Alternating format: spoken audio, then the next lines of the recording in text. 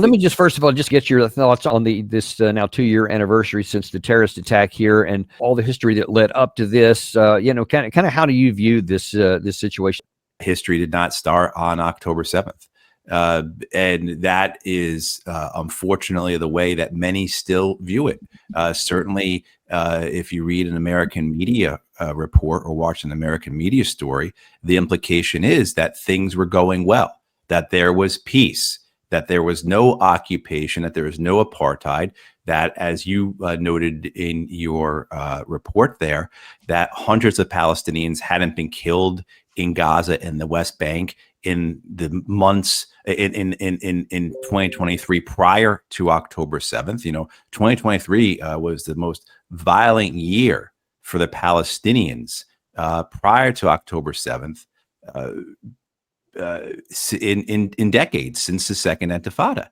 I was able to go to Palestine last year, visited the Al-Aqsa Mosque, and this is November of 2024. If people recall, in the spring of 2023, leading up to October 7th, you had violent mob attacks by Israelis on the Al-Aqsa Mosque, and they heavily damaged the mosque. And when I was there 18 months later, the windows, the doors were still broken. The walls were still damaged. The Israelis refused to allow the Palestinians to repair the mosque.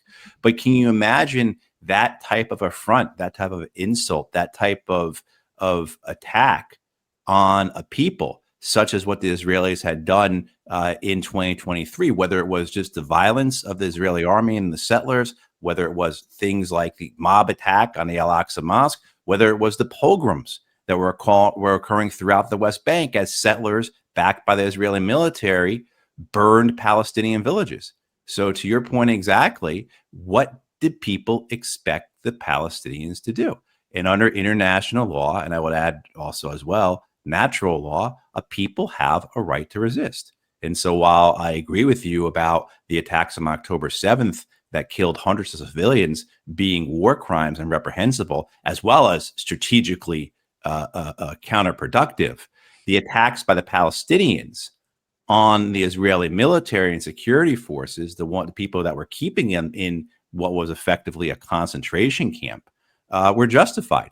If you're an occupying power, you have to assume the risk of an attack by those you're occupying. And that's what happened on October 7th. But now here we are 2 years later, and I'm sure we could go back and look at what you and I said about this 2 years ago. I'm sure we talked about this, right? The idea, though, that we would have seen what we saw, I think everyone, I think we're in agreement that the Israelis were going to take October 7th for what they could use it for. That October 7th was giving them the opportunity to carry out and fulfill what was started in 1948 and what was continued in 1967, the Nakba and the Naksa, which you covered there, those ethnic cleansing campaigns, and that now was a chance. And then, Matt, if you could, because I actually, I was short on time and actually didn't have the Naksa. And some people don't even know there's a difference between this. What was the Naksa, if you could? Sure. The Naksa is the Palestinian term for the 1967 war, the campaign launched by the Israelis. Israelis fully admit. The only people that seem to think that somehow the Israelis were launching a preemptive war are those who have such a superficial knowledge of this. It's embarrassing, which means most of the American media and most of the American politicians. But, in 1967, Israel launched the 1967 war, and they took large parts of the West Bank. They took Jerusalem, and they took Gaza. And during that campaign, hundreds of thousands of people were expelled from their homes. Many were forced to go into exile throughout the region, whether it be Syria, Lebanon, Jordan, into other parts of the West Bank or into Gaza. And it was a campaign that was premeditated, it was planned, and it reflected the desire of the Israelis to continue what was started in 1948 with the Nakba. And Naksa simply means, whereas Nakba means catastrophe, Naksa means roughly little catastrophe or continuing catastrophe. Let me kind of put this in context here. I want to put up a map here that shows what the region looked like in 1946 all the way through to 1999. And it's not a whole lot different from that lesson. But you see there the dark areas were where the Palestinians lived. The land that they had in the white areas where the Jews were. So as I mentioned, the Jews have been there since at least 1920, maybe a little bit before that. But at least from what I've read, relatively copacetic in how they lived together until things started changing in 1947. And then you see what that, and then after the 1967, which you just mentioned, you see yet more white, yet less of the area that where the Palestinians lived. And then by 1999 today, it's just almost dots in what's known as the West Bank. And then that strip there in Gaza. So you can see that the people were progressively ripped off their lands. And you just got to understand how any people would feel if that's what they'd been done over all those decades. Right. And you know, demographically, you saw such a major change in Palestine during people's lifetimes. You know, so starting in 1900, the Jewish population was roughly about 2% of Palestine, and about 40% of those Jews were immigrants. So you go back into the 19th century and you're looking at a Jewish population of roughly 1% or so. And then by the 1920s, you're at 7 or 8% Jewish population. In the 1930s, it passes 20%.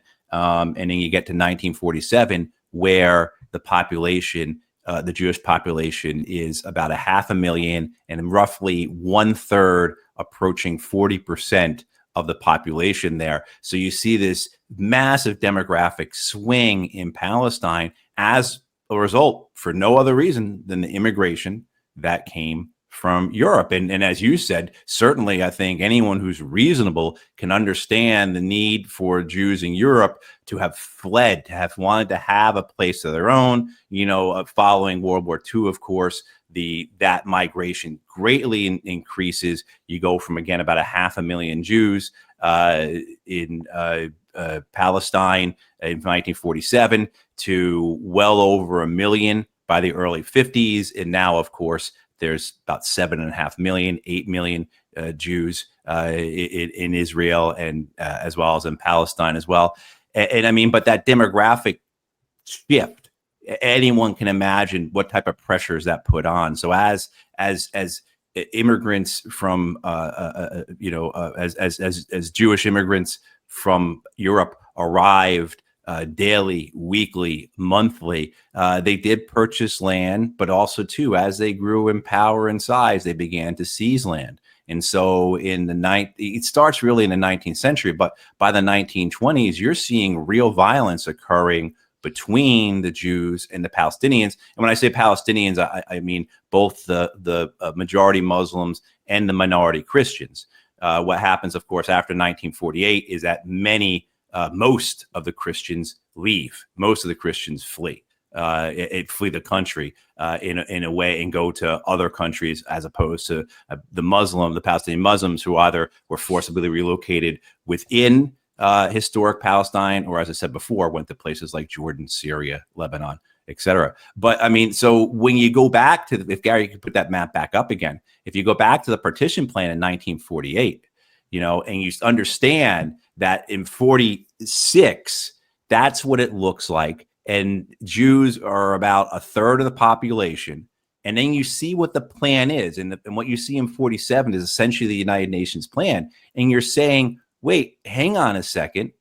1/3 of the population is going to get about 60% of the land, including some of the most arable or usable, certainly along the coast, those types of things. You say this makes no sense. That's not fair. Who would ever accept that deal? And that's essentially what happens. And people who are interested in this, read about what occurs in the newborn United Nations, the bullying, the hostility, the force used by particularly the United States to push through Israeli statehood over the objections of many countries. You have to remember the United Nations at that time was much smaller. The countries that were to gain independence from things like the British Empire had not been seated in the United Nations yet. So when people talk about 1948, the United Nations did this and that, you have to put it in the context of how bad a deal it was, how crooked the actual procedure was in the United Nations to get that deal through, who actually was present in the United Nations at that time, and that, right. And when you understand that, you begin to understand, I think, the larger context or background of what has been occurring and how these are grievances held by the Palestinians that are real. I mean, you go back to say, okay, speed up to 1967. The Israelis take large parts of the Palestinian areas, destroy hundreds of villages, expel hundreds of thousands of people. Modern day Gaza, you have roughly 3/4 of the population of Gaza, maybe more, are those descendants. The mass majority of the population in Gaza are refugees. And so what you have happening on October 7th then is those towns and villages that were attacked by the Palestinians on that day, many of those who were attacking those villages had parents or grandparents who had originally lived in those villages. So there's a real historic cycle here that goes beyond the academic and the intellectual, but the personal. You can imagine that as they assigned who was going to attack who, the Palestinian men who carried out these attacks, if they could, would have wanted to attack and go into the villages and towns, again, where their parents and their grandparents had been forcibly expelled from, right? So there's a personal aspect of this for the Palestinians that can't that can't be ignored. A symbol you see in Palestine constantly of this, of this issue about the right of return, the right of the Palestinians to go back to their home, is the key. And you see the key constantly because Palestinians actually still have the keys to the homes that they were kicked out of in the 40s, that they were kicked out of in the 60s, right? That they're being kicked out of now in the West Bank. I mean, again, this is an issue where the history is tied so closely with the personal lives, with the familial lives of the Palestinians that it's something that doesn't get enough attention or discussion of in the West. And I think it's the type of thing where, of course, it's that issue of put yourself in their shoes. What would you do? Yeah, and that's what too few people do. They don't even know what shoes to get into. In the amount of time we have left here, I want to real quick run to where all this is at now. And one of the maps that was posted actually by President Trump on Truth Social a couple of days ago, he said this is the first objective. Gary, if you could put that yellow line map up there. He said this is where the Israelis might withdraw to. So we saw on the bigger maps there this tiny little strip, what is the Gaza Strip in comparison with the whole of Israel. Now you see what they're even talking about right now is to shrink it down even further to just what's in that enclave surrounded by that yellow line. And maybe Israel agrees to it, maybe they don't. But I wonder if you can kind of give us a sense of what you think the Palestinian people will think about this deal. Oh, we know. I mean, there's been public opinion polls that show, late last week, only 8% of the Palestinians in Gaza supported it. Of course, they have no reason to trust the Israelis or the Americans, and why should they? I mean, as soon as Donald Trump and Benjamin Netanyahu announced this deal, Benjamin Netanyahu speaks in Hebrew to his fellow Israelis and say, our troops aren't leaving Gaza and there'll never be a Palestinian state. I mean, right away, not even like a decent interval of a day or two. I mean, immediately. I mean, and let alone the history, things we've discussed, many times before. Why should the Palestinians trust this? Well, he had said, he had pounded on the lectern on his speech at the UN General Assembly, and I unequivocally said there will be no Palestinian state. That would be the ultimate reward for 10-7, et cetera. And yet in that 20-point peace plan, allegedly crafted by Witkoff and the Trump administration, it says that there has to be a possibility for a Palestinian state. And then you're saying that coming out of that, in English, he didn't actually address that part. He addressed other things which were negative. But then you're saying in Hebrew, right after that, he reiterated what he said at the UNGA. Exactly. As well as the fact that Israeli troops are not leaving Gaza. And, you know, I mean, and that's not just Netanyahu. That, you know, his perspective, his views, that is the perspective and views and desires of the Israeli body politic and the vast majority of Israeli civilians. There is no one of any political significance in Israel, Israeli Jewish political significance, who is calling for the removal of the troops or the establishment of a Palestinian state. I mean, so there are some, but they're not. They have, again, no political significance. And you've seen the way the Knesset, the Israeli Parliament, has spoken on this issue. They have been firm. All the Israeli Jewish Knesset members have been clear, no statehood, and the vast majority of them want to see the genocide, the ethnic cleansing carried out to the end.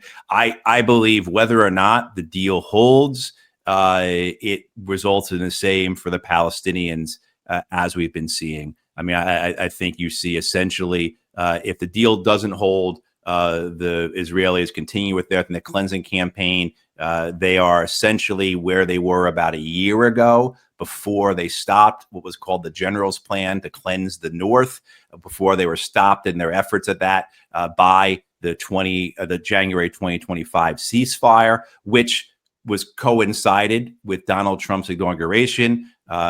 Many people believe that that was the purpose in it. Was Trump was trying to put his fingerprints on it for his own ego purposes, because once the Israelis violated and ended that ceasefire in March 2025, Trump, of course, was happy about it, went along with it, did nothing to stop it. I mean, not even close to stopping it, you know, egged it on. And now what we see now, and if people want to doubt me, I'll just say you haven't been paying attention to this man we have as president. You have, of course, at the end of the week, the Nobel Peace Prize is going to be announced. And this seems so fantastic, right, Danny? It seems so farcical. It seems like the most absurd satire that the president of the United States would put the screws, would be hard on Benjamin Netanyahu, right, for a reason that pertains to him getting the Nobel Peace Prize. And so my view is that when a Nobel Peace Prize is awarded at the end of the week and Donald Trump doesn't get it, you'll see either an immediate Israeli resumption of their ethnic cleansing campaign, of the genocide, or they'll provide a decent interval. They'll give it a week or 2 or 3 weeks, and there'll be some excuse as to start it again, and they'll blame the Palestinians, of course, for, you know, restarting it, as they do. You know, if you watch like the American spokespeople, if you watch Tammy Bruce, the spokesperson for the State Department, she will say that Hamas violated the ceasefire and ended the cease, and they're the ones who ended the ceasefire in March, not the Israelis. I mean, just absolutely crazy, upside down, bizarro, you know, non-factual statements. But that's what they'll do. They'll stick to their narrative. But the point being, I feel, is that if the deal fails, back to the ethnic cleansing, back to what they were trying to accomplish last year, push everyone out of the North, push them down into essentially concentration camps in the South, immiserate them, continue to murder them, and hope that eventually, some point of some location will be made available for an exodus of the Palestinian people. If the deal holds, it will look less violent. I think there will be less Palestinians killed. It won't be a full-fledged genocide, but it will still be ethnic cleansing. And so you'll still have the IDF carrying out their operations, handing it over to what's called an International Stabilization Force, which is not United Nations Blue Helmets. This International Stabilization Force will be under the command of the American-Israeli Board of Peace that will be chaired by Donald Trump. And the viceroy, the man who will be the colonial administrator of Gaza, will be Tony Blair. And that's who this International Stabilization Force will report to. And the idea is to bring in regional troops into Gaza to police and occupy Gaza. And who would those troops be? You know, if it's the Emiratis and the Saudis, we saw what they did in Yemen. I mean, like, so the idea that somehow this is going to be anything other than a proxy force to continue the ethnic cleansing, I just don't understand it. The 20-point peace plan itself is so vague and so generalized that really, with the Israelis and the Americans as the determiners in terms of what does it mean for an area to be terror-free? What does it mean for an area to be demilitarized, right? I mean, it's up to them to decide, the Israelis and the Americans, when it is time to stop military operations. And again, it's so vague in general that they can never they have the absolute the right by this peace plan to continue military operations indefinitely. I mean, so let me ask you, because we're running a little bit low on time here. What are the possibilities here? Like what is, for the Palestinian side, for example, what is the best case that's rationally possible, and what is the worst case that's rationally possible? The best case is that they're under a foreign subjugation where they have some degree of limited local control. Aid is being administered, as the deal says, by third parties. So not that Gaza Humanitarian Foundation that's running death traps. They are disguised as aid distribution points. And that they are able to live lives, again, in these localized communities as the plan goes forward to either bring in Israeli settlers or to build Trump towers. I think that's the best case, but at least the genocide is finished and the military actions are more infrequent or specific or localized. Still happening, so but not. Before you give me the other side, before you give me the dark side, let me caveat it with something else or a precursor. I personally cannot imagine, not just Netanyahu himself, not just Smotrich or Ben-Gvir, but the whole panoply of Israeli political leaders, and many people for that matter. I can't imagine them saying, we've had this opportunity for the first time in the beginning to finally have a shot at expelling them. I can't see any way that they'll settle for just, okay, we'll just freeze everything where it's at and kind of get back to where we were right before all this stuff started.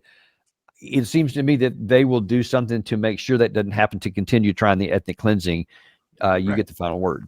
Right. And then, and I give that, what I just described there as the best case, I give that, if I had to bet $1, Danny, I'd put a nickel down on that, I mean, so I'm looking at a 5 or 10% chance on that. And then the more likely case is when the deal fails and you just resume the ethnic cleansing, whether it's immediately or it's, a decent interval is provided, or the plan goes forward and it's just essentially a different form of subjugation, that it's just a different form of occupation and apartheid.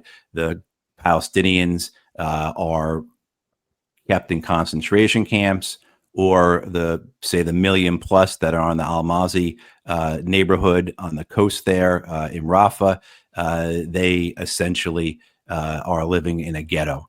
And between this ghetto and between the concentration camps, there's nothing but desolation.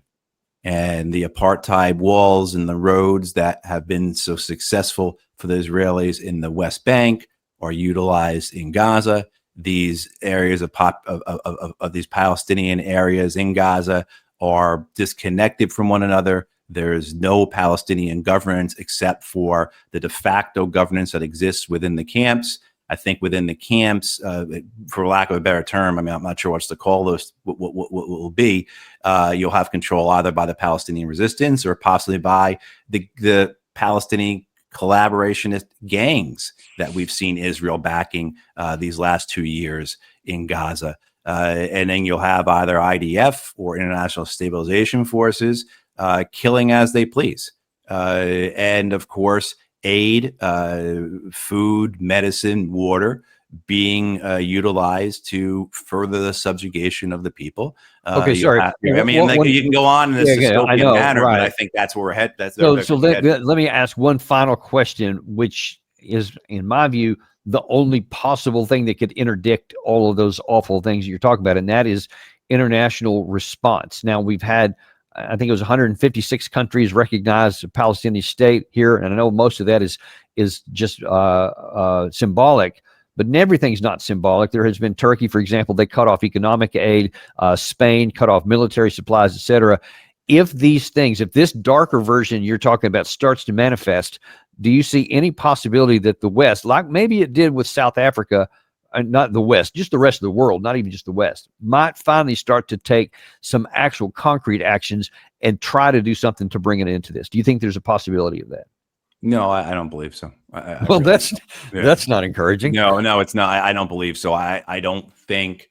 I think what you'll see is a push by the Americans and the Israelis to paint things as the new normal in Gaza. That the information will be tightly controlled, et cetera. The propaganda campaign, as we're seeing here in the U.S., with say the purchase of Paramount and TikTok by Larry and David Ellison, the propaganda efforts by the Israeli Ministry of Foreign Affairs, paying $7,000 to influencers to post on behalf of Israel. Donald Trump's National Security Policy Memorandum number 7, which makes essentially this conversation, Danny, an act of terrorism, right? I mean, you're going to have those efforts to either buy out or censor voices.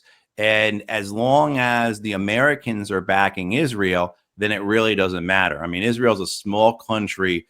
We can continue to support it. Its GDP is, I should say, really, its budget is $60 billion a year. I mean, you can imagine the American Congress providing 10, 20, $30 billion a year in economic assistance. As we did up into the 1970s, we provided a lot of economic assistance to keep Israel afloat and to make sure it would eventually be successful economically. We can do that again. The Israelis understand that. Many Israelis believe in this idea of Fortress Israel because that's the way that God intended it, that this fits with their cosmic, their biblical, the historical understanding of Israel and the world. Everyone is against us. That's always the way it's been. And some of them embrace this idea. You had Benjamin Netanyahu speaking about a super Sparta.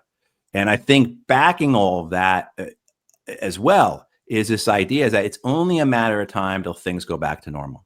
So if you have the case where, say, the peace plan works, or even the genocide continues, the peace plan fails, the genocide continues, and you get to this position where you have some type of status where the Palestinians are in the camps, they're no longer reducing Gaza the way we've seen it being reduced and destroyed this last 2 years.